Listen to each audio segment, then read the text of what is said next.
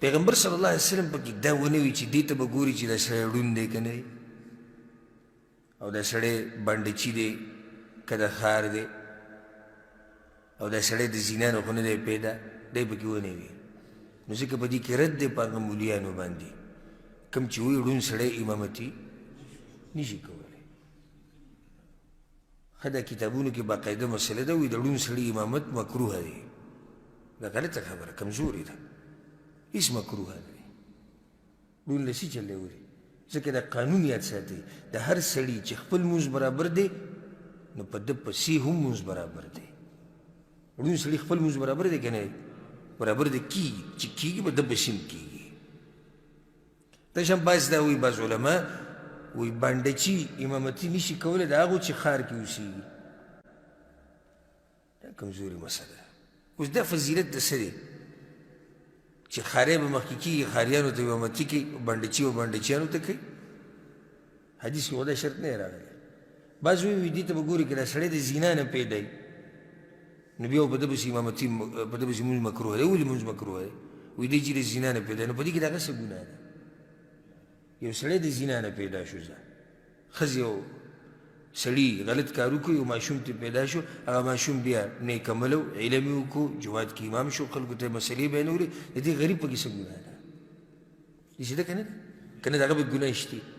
دا پکې هېڅ ګناه نشته نو په ده پسې مونځ صحیح دی بلکل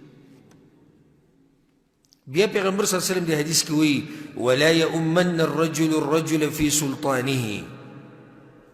او یو سړی د سړي له امامتي نه ورکوي د هغه په بچایي کې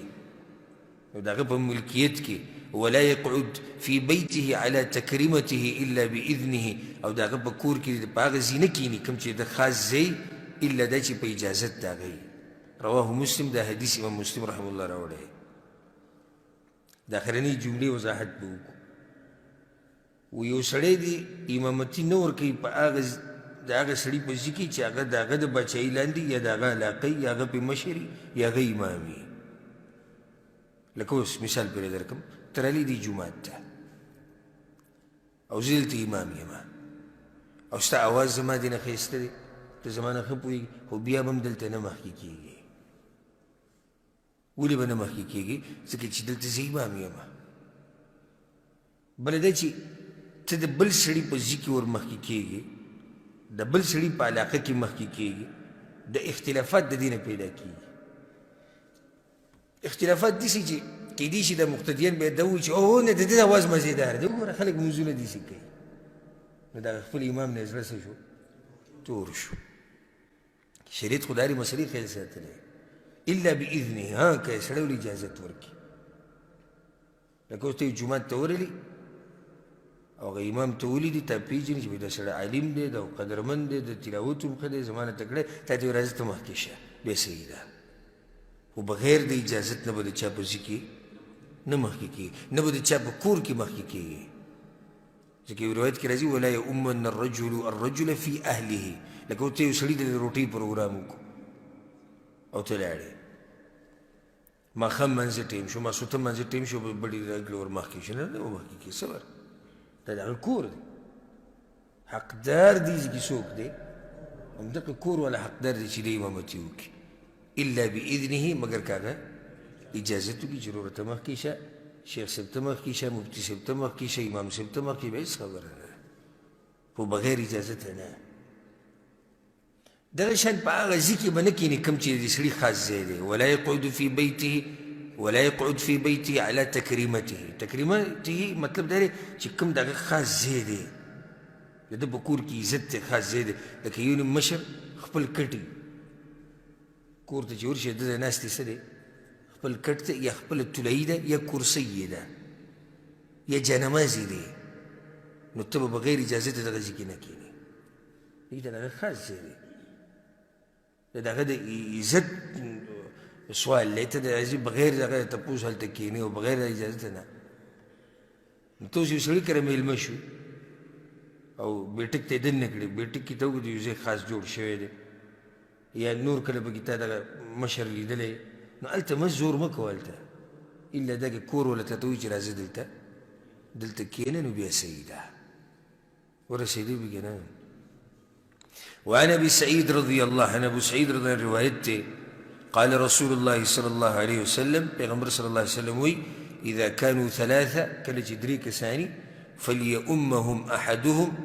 نو یو د پکې ورمخکې شي امامتي دي کوي، واحقهم بالامامه اقرأهم، او په دې ټولو کې حقدار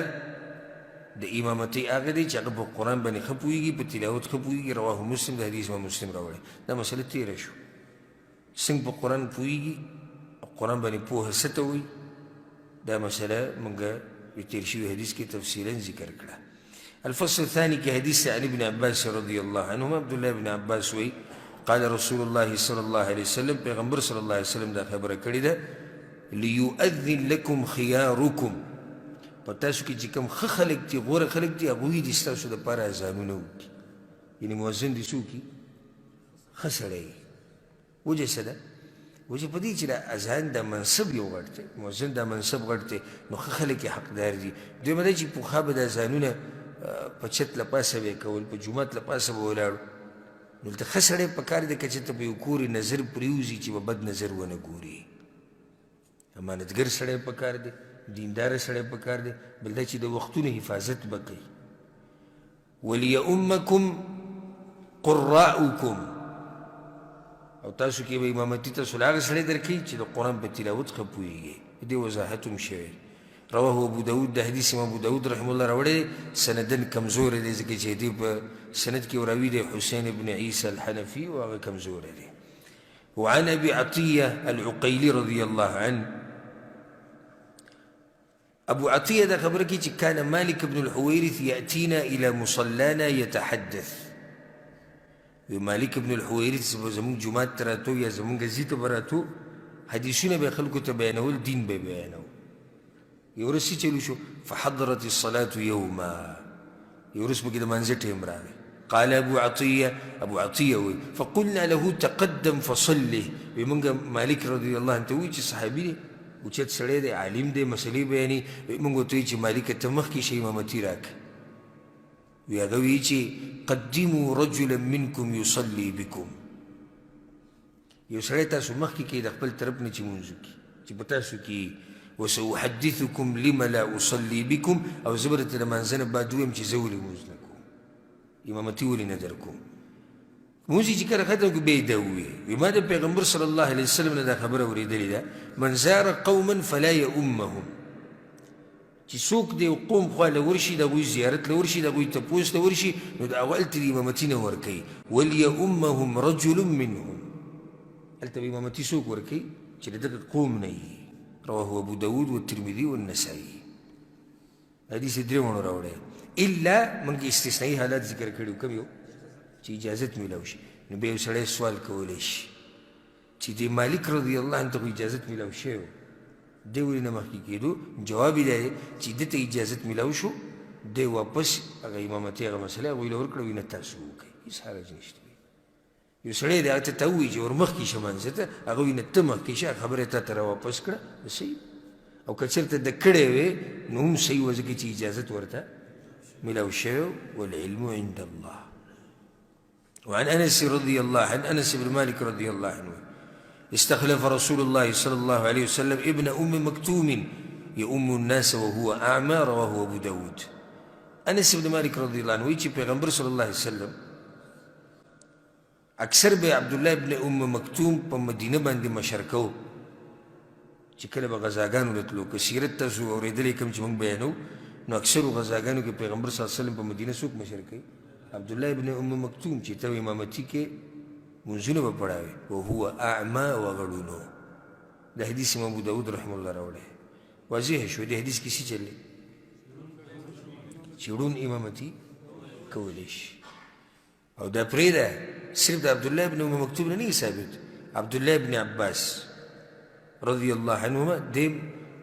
چې کله بوډا شو، ړوند شوی و، بیا به امامتي ورکوله.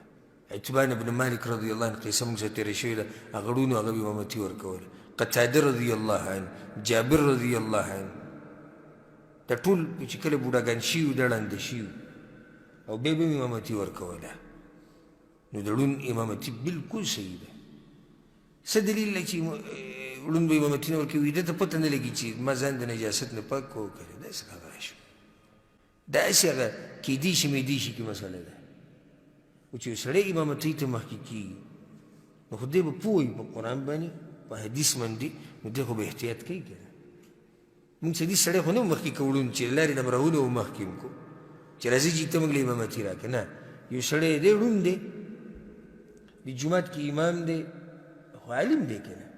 قرآن به ورته یادي مسلې به ورته معلومي نو څه خیال دی چې قرآن ورته یادي او مسلې ورته معلومي او دی اودس ماتې کوي یا چاردام کوي نو دی به کې بې احتیاطي کوي نه به کوي بې احتیاطي نو صحیح مسله دا ده چې په ړوند پسې لمونځ کول څه دي صحیح دي او د ړوند امامتي دا برابر ده